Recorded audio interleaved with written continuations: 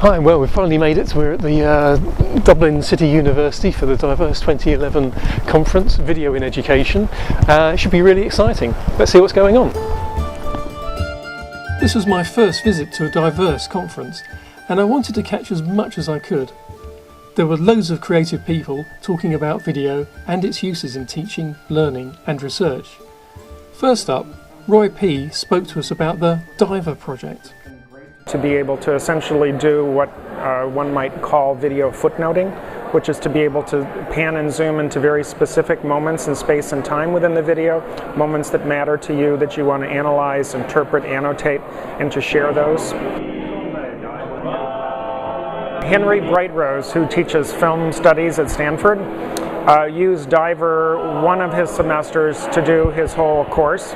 So instead of having students sit down and with their blue books write essay questions, he was able to have students use Diver and go in and find specific moments in space and time within the videos that served as evidence for them, as arguments for why this was a new wave film.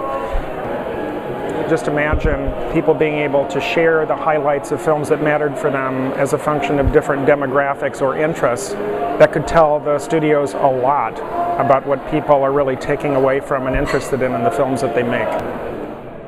Encouraging the use of online video collections was an important area of debate. When you can't remix, share and republish, that completely defeats the value. It's all very well wrapping things up and keeping it lid. But in a world of digital media and digital collaboration and interaction, it probably reduces its pedagogical value. When we were doing work for just in terms of taking up to the News Film Online archive, the problem is it's not widespread, and I don't think it's part of an institutional approach to the use of media.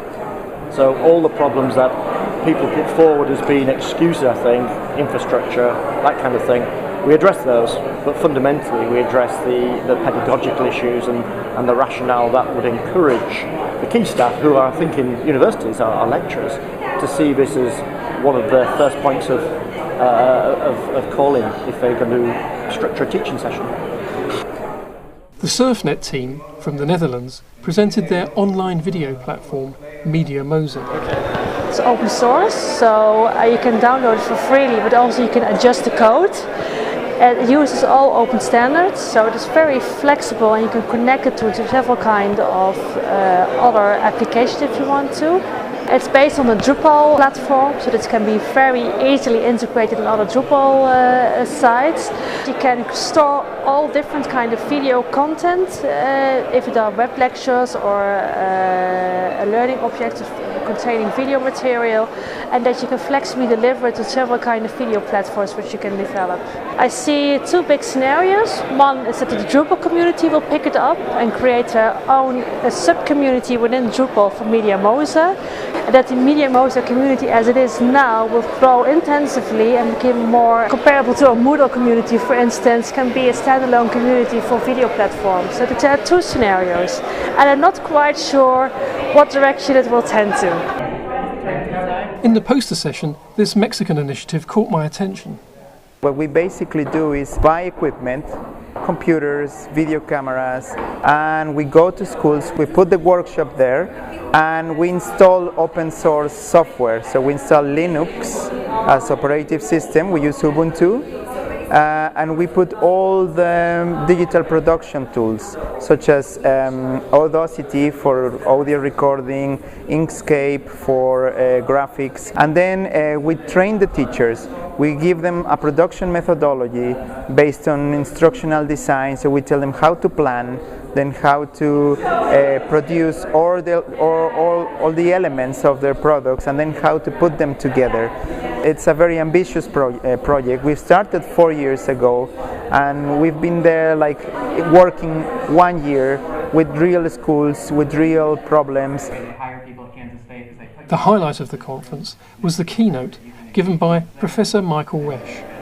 It's time we move our classrooms from being focused on information dumping and sort of creating students who know a bunch of stuff to actually being what I call knowledge able, not just knowledgeable but knowledge able to find, sort, analyze, criticize and create new information and knowledge, and that we're at a critical moment in which we have to create these, creative people so that they can create the world and the media as we would like to see it.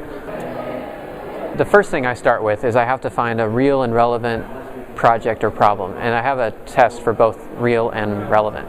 The relevancy test is, will students continue to work on this after the semester is over, or will they continue to work on it when there's no grade involved? If they will, then it's relevant. That's the relevancy test. The realness test is whether or not I know the answer to the problem, or can I see the end of the project. If I know what the project should look like, then it's not a real project. If I know what the answer to the problem is, it's not a real problem. So if you can satisfy those two things, making it real and relevant, usually the motivation and engagement follows. So that's the key. And that was my Diverse 2011.